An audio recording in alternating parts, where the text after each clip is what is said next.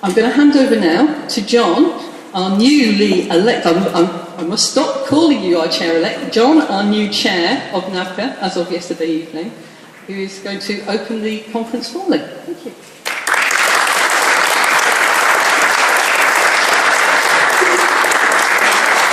Well, thank you, Jane, and good morning. I hope everybody is wide awake and alert, particularly those who I left at about 1:45 last night, who seemed as if they were perhaps going to stay a little bit longer, enjoying the delights and the hospitality of Sheffield. Yesterday we had the opportunity to celebrate the contribution that Caroline has given to NAVCA and to our movement. And I don't intend to repeat the contributions that were made by Stuart Evington and others yesterday to celebrate that and support. But I know not everybody today who was here today could be with us yesterday at the AGM or at the dinner. So I would just like, before I start to talk a little bit more about the conference, you ought to put your hands together to thank Caroline on behalf of NAVCA and our movement.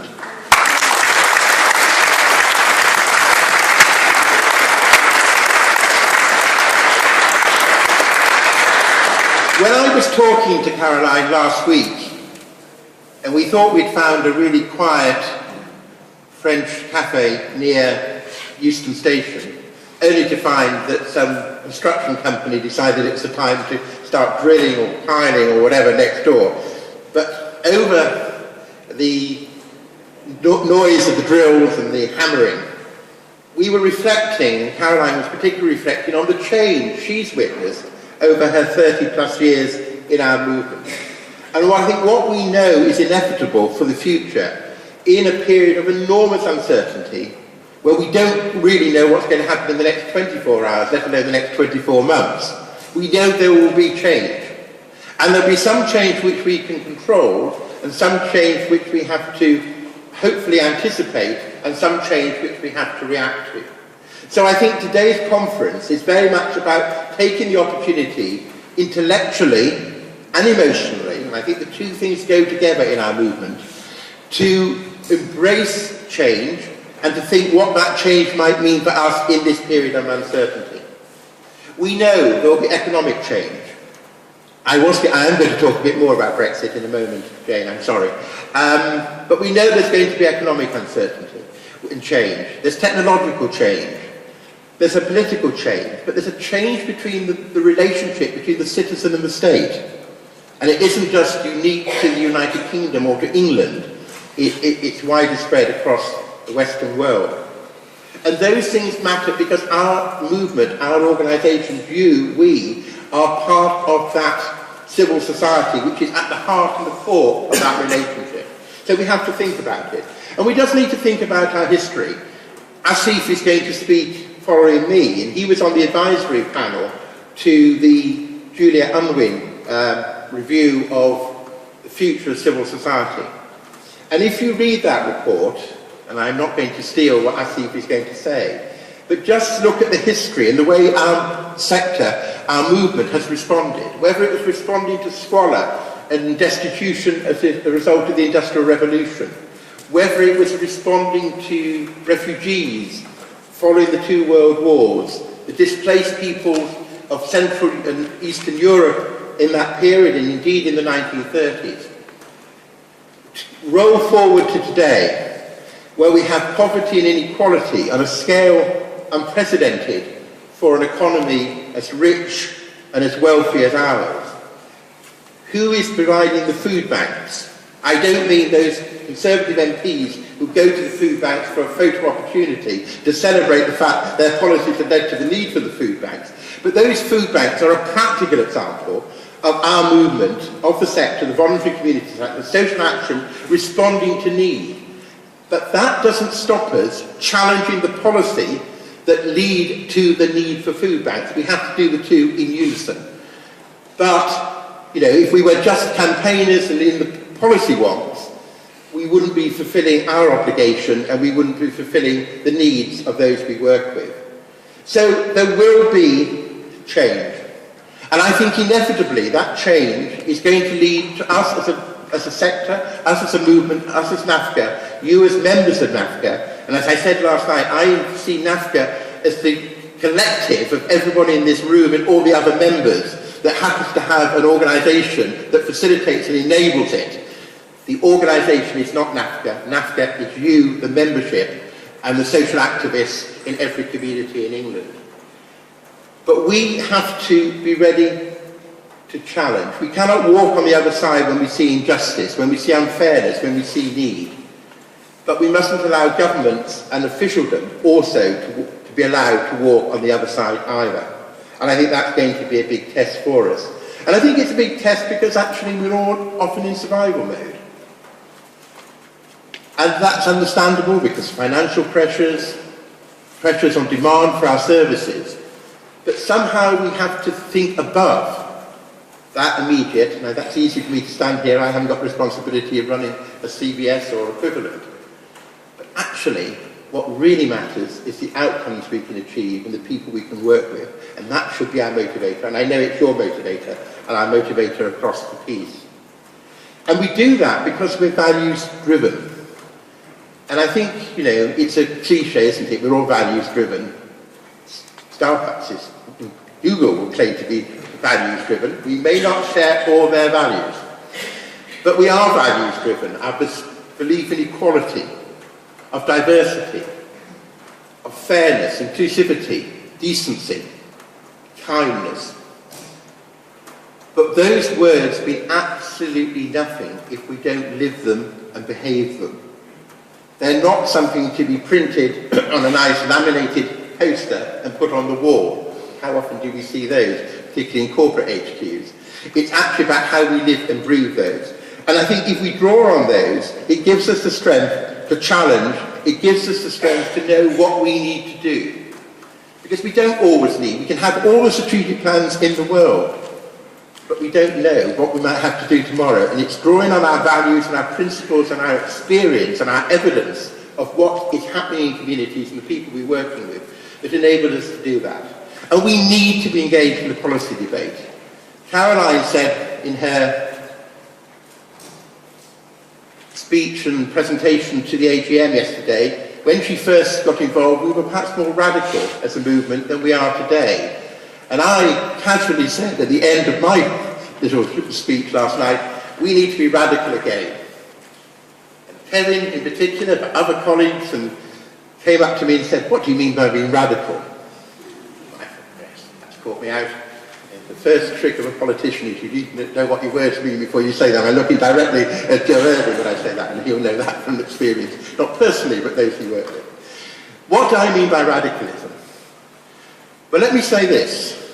To quote from Marcellus in Hamlet, something is rotten in the state of Denmark, but by God, there's something rotten in the state of England in 2018. We see Brexit with all the uncertainty it brings, and I do get a little bit despairing when I hear the sector talk about what may Brexit mean for the sector. Actually, what will it mean for communities? What will it mean for our National Health Service? What will it mean for food? What will it mean for social care? What will it mean for some of those disadvantaged communities? Because whatever form of Brexit we have, if we have Brexit, the economy will be worse than it, and have less growth, be poorer, and there'll be more redistribution to London and the South East as a consequence. So, but also we know, you know, the causes, why did people vote the way they did, and you know, I'm not going to give a political analysis of what happened, but it's inevitable. It was partly, we have too many communities and people feeling left behind, isolated, marginalised, that everything is against them. And they saw, maybe they saw, you know, this bureaucracy as they saw it in Brussels was the cause of that, but it was an opportunity to kick back. And, you know, again, that's not unique to this country. Look what happened in the States. Look what happened in France, Austria, Germany, and other European democracies as well. But we in this movement knew about those social problems, those economic inequalities. we should have been speaking louder about them before, and we need to speak even louder about them today. I think that's about being radical, about challenging. I think it's also about, recognising that we live in a society, and I said earlier, one of the richest, fifth or sixth richest economies in the world, depending on how you measure it, but still very wealthy and very rich. But we have record numbers of people living on the streets. We have 14 million people living in poverty, over 4 million children living in poverty. We have in-work poverty. We have families reliant, not least because of universal credit, on food banks. We have inequality of morbidity and mortality growing. That is wrong. A radical social action movement challenges that, draws on the evidence of the people and the communities we work with to speak truth unto power. So I think that's what I mean by being radical. It's about speaking up for our communities and speaking on behalf of our communities and giving voice to our communities. I think we can do that, and we do it very successfully. And I was thinking about the title when Jane told me the conference was going to be called Forging Community. And I thought, what do those two words mean? And I could see in the city of Sheffield, but certainly in the city of Sheffield a decade ago, you'd have known what forging steel was. Maybe less so today. And if you drive past Bramwell Lane, as I did yesterday on your way here, you see that Sheffield United Stadium refers to forging. And for me, forging means power. It means change. It means creativity. It means bringing together things to make something better. And that requires human effort as well as technological effort and capital. Then community. What does community mean? It means place, and I think place is really important. I'm going to say a few words about place before I finish. But I think for me, community means something more. It means solidarity.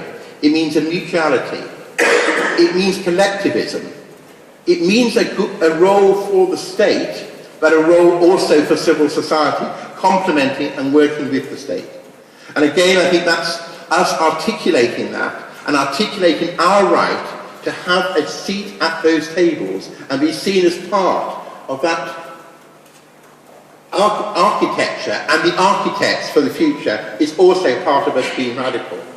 So I think community really does matter, and community can be on several levels, can't it? But community of place is really important, and we're going to hear from David later talking about place and how the voluntary community sector can be involved much more in place shape. But it seems to me that we've got to rebuild and reforge, to use a word, our relationship and partnership with the state organisations, local government in particular, but also the health service and police, in our places. And I know there's some fantastic examples of that working well, and you will know those better than I, where it is working well. But we also know where it isn't working well. Where we've got to a position where too many in local government see us as contractors who can rise to their bid for some money, and literally to a bid to go through a competitive tendering process to get it, not as partners and representatives of communities who should be in the strategic decision making, in the policy making, in shaping budgets, shaping places, creating well-being, creating real opportunity for communities, and addressing, and seen us as having some expert. I know there are those who say we should ignore experts in the current climate, but we do have an expertise because we have that direct experience and evidence, and we have to persuade local authorities and CCGs and police and crime commissioners to see us in that way. And we do that, I think, and NAVCA has a role in that, of taking, showing good examples where it's working really well, and helping and enabling our members where it's working less well to draw on that example, as well as us working at the national level with the LGA and others, but to make that movement happen. But place really is vital, and we are part of place, foremost part of place, and we need to hold on to that and to celebrate that. I think of all the national infrastructure bodies, we are best placed to represent place, because our members, you are in place, you work in place, you represent places, you understand those places, And that's a really important part of the agenda. The agenda, frankly, at a national political level, is less London SW1, it's much more town hall and elected mayors and combined authorities in the regional agenda. Jane and her team rightly do and are successful in having meetings with ministers and officials at MHCLG, as we now call it. What a department, it's changed its name more often than I think I've had hot lunches. I'm looking at Joe, I think he worked there for a period, smiling at that point. And it was probably DTR, or the Office of the Deputy Prime Minister.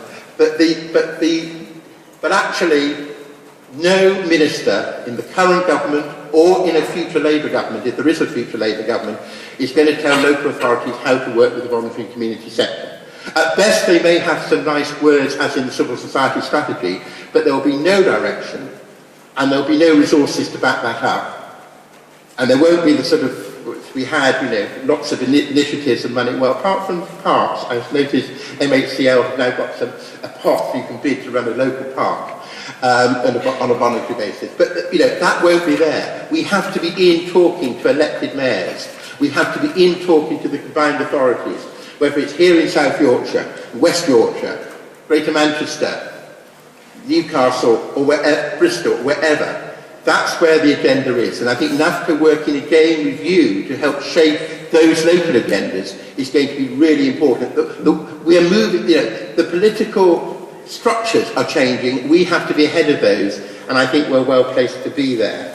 So again, I think that's part of our radicalism, is actually moving our way we're working.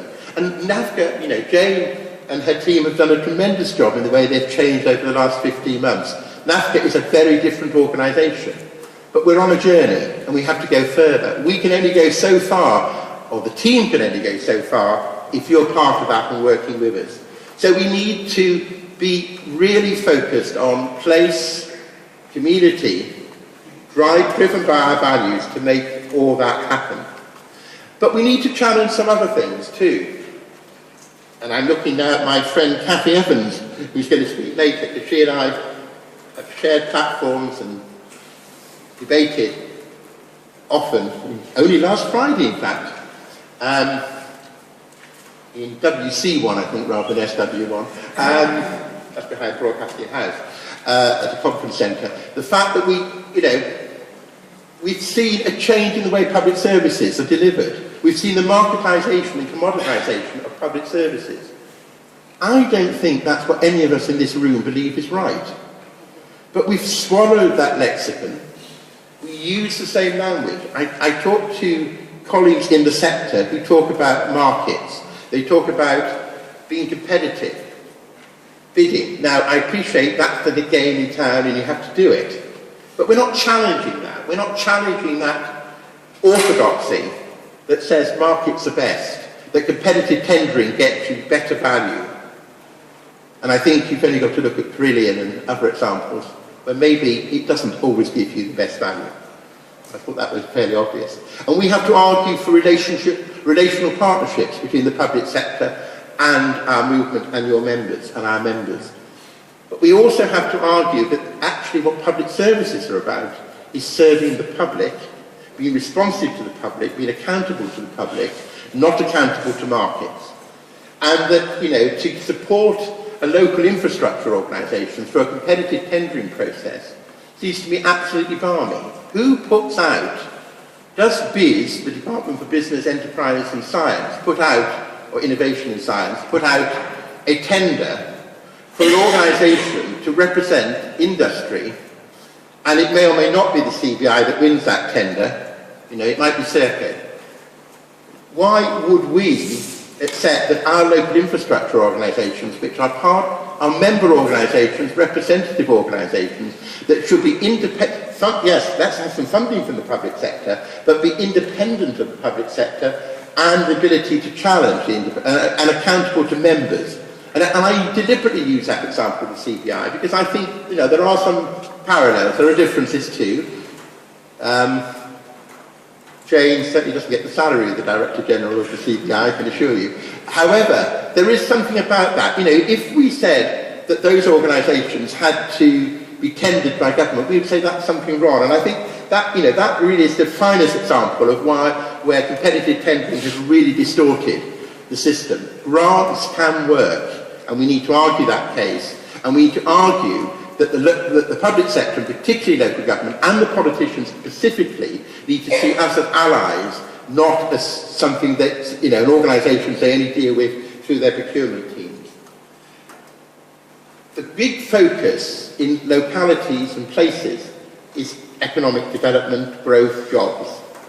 Inclusive growth is often used. I don't know who would want to have exclusive growth, though we probably have exclusive growth in terms of when we have it in the national economy, but no one talks about it. You cannot have economic growth unless you invest and have social growth, stronger communities. And again, that's an argument we need to put, and we are really well placed to put that argument and to make that case. But we shouldn't, when, you know, just in passing to local government, and maybe I put my hat on as a former council leader, we shouldn't just knock local government. 40–50% cuts in their funding, no reduction in their statutory duties, increased demand. It's not surprising they have to make difficult decisions. It'd be great if they, when and if they talked to us about those decisions and talked to us about how we might find different ways of delivering services, finding different funding streams because of the nature of our ability, and actually build up that total resource and community asset base. So I think NAVCA is well placed to be part of that agenda, but we can only be if we collectively in this room take that forward.